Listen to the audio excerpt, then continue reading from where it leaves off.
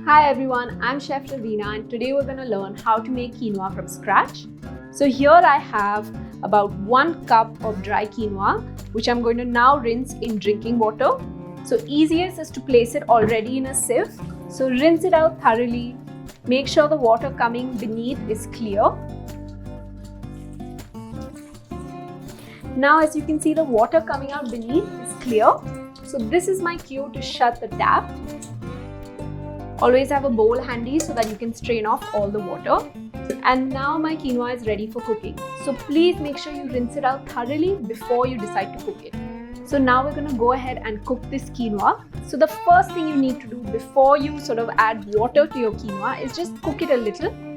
So I'm going to take 1 teaspoon of cold pressed sunflower oil. Add that to my pan.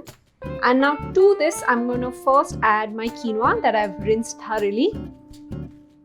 So I'm going to switch on the gas and just toss my quinoa in the sunflower oil. And what this does is it ensures that the grains don't stick to each other. So it just coats them lightly so that the quinoa comes out more fluffy in the cooking and not mushy in texture.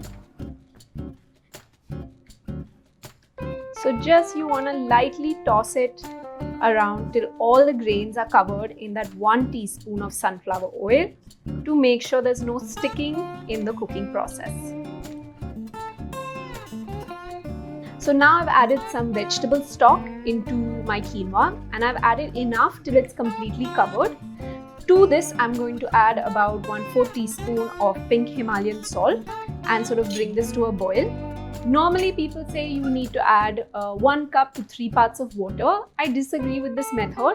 I believe you should add water or stock as you go along. So since we've learned how to make fresh stock from the previous video, this is a great way to utilize that stock by cooking the quinoa because you get so much more flavor into this very dish. So as you can see, a lot of my stock has been absorbed by this quinoa. So I'm going to go ahead and top it either with more stock or a little bit of drinking water. So hydrate that again because it's still not ready and let it cook some more. So the way I cook quinoa is that I add water as you go along.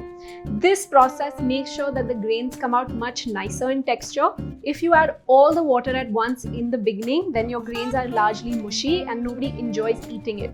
If you don't want such a soft texture, this is a much better way of cooking it because then the grains come out nice, fluffy, and they have a crunch, which is where you want to be with your quinoa. So this has been cooking for at least about 7 to 8 minutes.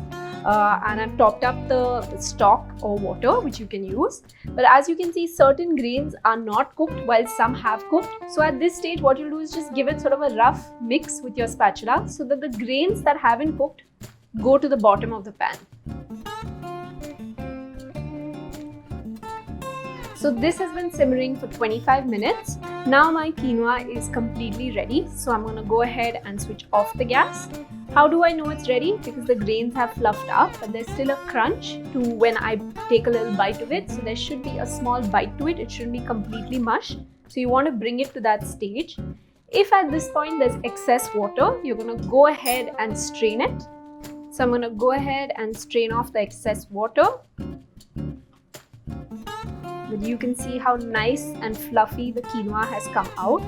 Cooking quinoa in a pan like this, which has lesser depth but more diameter, is much more beneficial than using a pot, which is a lot of depth.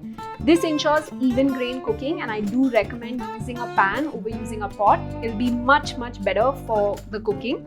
And here you can see how fluffy the grains have come out. So with this, now I'm going to show you what we can do next. So now with our freshly made fluffy quinoa, we're going to make a simple quinoa tabbouleh. This is a great way to have a salad, a mid-meal. You can have it with your lunch, you can have it as lunch. It's super nutritious and super easy to make. So what I've done is I've removed half of the quinoa. So if my 1 cup of quinoa gave me about 4 cups of cooked quinoa, I've taken only 2 cups here. The remaining 2 cups I'm going to store it to use for another time later. So I'm going to add this first to the bowl. After my quinoa, I'm going to go ahead and add a little bit of paprika powder and salt. You're welcome to replace the paprika with just regular chili powder. I'm going to do some 1 tablespoon of toasted pumpkin seeds. So these have been lightly toasted in an oven on 160°C for about 10 minutes. Some chopped cherry tomatoes. So this is almost about, I would say 6 to 7 cherry tomatoes that I've just roughly chopped. I'm going to do cashews that I've lightly again toasted in the oven, same temperature as pumpkin seeds and roughly chopped. So this is again about 1 tablespoon. Some parsley, so this is about a handful, roughly chopped, again going to go into my bowl. Herbs are key for any tabbouleh recipe that you make. It's what gives it the most flavor. And finally, I'm going to add some mint.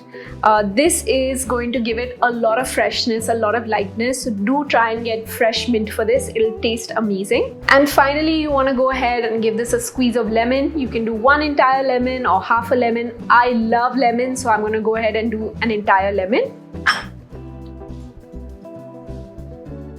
And then you're going to go ahead and mix that entirely through.